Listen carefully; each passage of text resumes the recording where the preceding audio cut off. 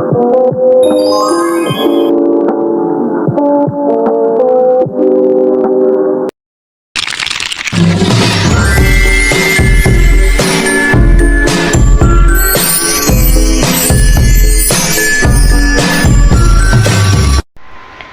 semuanya, selamat siang semuanya. Perkenalkan, nama saya Cynthia Romoli Pangaribuan dengan NIM 07011282328154 dari kelas I Indralaya, jurusan Ilmu Administrasi Publik, Fakultas Ilmu Sosial dan Ilmu Politik, Universitas Sriwijaya. Yang terhormat Ibu Alvina Septiani, SAPS MSI, selaku dosen pengampu pada mata kuliah Keuangan Publik. Baiklah, pada kesempatan kali ini saya akan mereview kembali tentang materi mengenai keuangan publik. Jadi, ada beberapa hal yang dibahas pada pertemuan kemarin. Yang pertama yaitu pengertian keuangan publik, ruang lingkup keuangan publik, bidang pengelolaan keuangan publik, tujuan pengelolaan asas umum dalam pengelolaan keuangan publik, dan juga tentang perbedaan antara pengelolaan keuangan oleh institusi pemerintah dan non-pemerintah. Jadi, yang dapat saya simpulkan bahwasanya keuangan publik adalah sistem yang mengatur bagaimana uang negara diproses, dikelola, dan digunakan untuk kepentingan masyarakat luas. Publik dalam konteks ini merujuk pada masyarakat, rakyat, atau pemilik wilayah yang menjadi sasaran utama dari pengelolaan keuangan tersebut. Keuangan publik mencakup seluruh hak dan kewajiban negara yang dapat dinilai dengan uang, termasuk penerimaan dan pengeluaran negara dalam menjalankan fungsi dan pemerintahannya. Yang kedua, kita masuk ke ruang lingkup keuangan publik. Keuangan negara mencakup berbagai aspek yang penting dalam pengelolaan dan pengatur keuangan negara dalam mendukung jalannya pemerintahan dan pelayanan publik. Yang pertama yaitu hak negara. Hak negara yang pertama yaitu memungut pajak. Negara memiliki hak untuk memungut pajak dari masyarakat sebagai sumber pendapatan utama guna mendanai program pemerintahan dan pembangunan. Yang kedua yaitu mengeluarkan dan mengedarkan uang. Negara berwenang dan mengatur peredaran uang melalui lembaga yang berwenang, seperti Bank Sentral, misalnya Bank Indonesia. Yang ketiga yaitu melakukan pinjaman. Negara berhak melakukan pinjaman, baik dari dalam negeri maupun luar negeri, untuk mendanai defisit anggaran atau proyek pembangunan. Yang kedua yaitu kewajiban negara. Yang pertama, menyelenggarakan layanan umum. Negara berkewajiban menyediakan pelayanan publik seperti pendidikan, kesehatan, infrastruktur, dan keamanan. Yang kedua yaitu membayar tagihan pihak ketiga.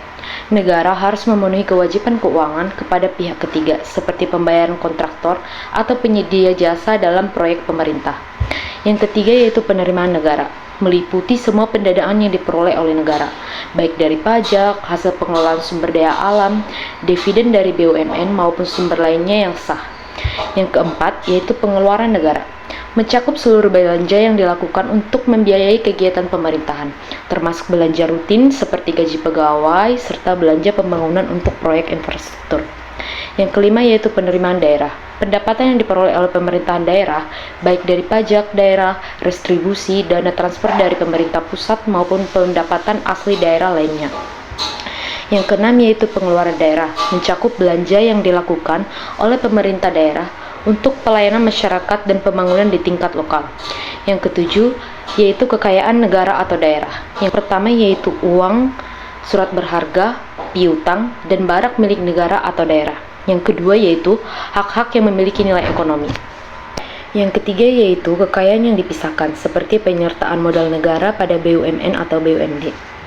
Yang kedelapan yaitu kekayaan pihak lain yang dikuasai pemerintah, merujuk pada aset milik pihak lain yang berada di bawah penguasaan pemerintah untuk mendukung tugas pemerintahan dan pelayanan publik. Yang kesembilan yaitu kekayaan pihak lain dengan fasilitas pemerintah. Kekayaan yang diperoleh dengan pihak lain dengan bantuan fasilitas dari pemerintah seperti subsidi, bantuan teknis, atau pinjaman lunak. Yang ke-10 yaitu kekayaan pihak lain yang dikelola berdasarkan kebijakan pemerintah, meliputi kekayaan yang dikelola oleh yayasan, lembaga, atau badan lain yang berada di lingkup kementerian, lembaga negara, atau perusahaan, lembaga negara dan daerah.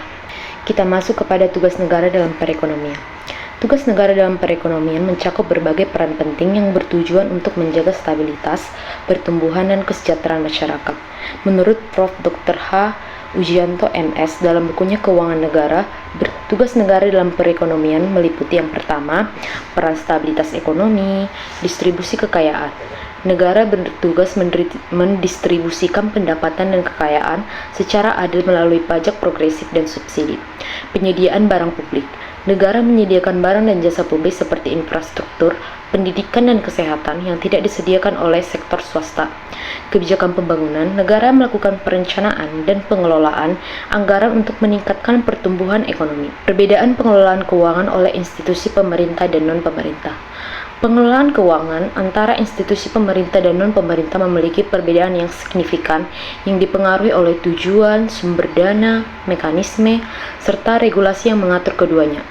Institusi pemerintah bertujuan untuk memberikan pelayanan publik yang meningkatkan kesejahteraan masyarakat secara luas. Dalam pengelolaan keuangan, institusi pemerintah menggunakan dana yang bersumber dari pajak, retribusi, pinjaman negara, dan hasil pengelolaan sumber daya alam. Di sisi lain, institusi non-pemerintah atau swasta berorientasi pada pencapaian keuntungan atau profit oriented dan peningkatan nilai bagi penjualan produk atau jasa, investasi, dan kontribusi pemegang saham. Pengelolaan keuangan dilakukan menggunakan standar akuntansi keuangan atau SAK yang berlaku oleh sektor swasta, dengan pengawasan yang biasanya dilakukan oleh auditor independen atau pemegang saham.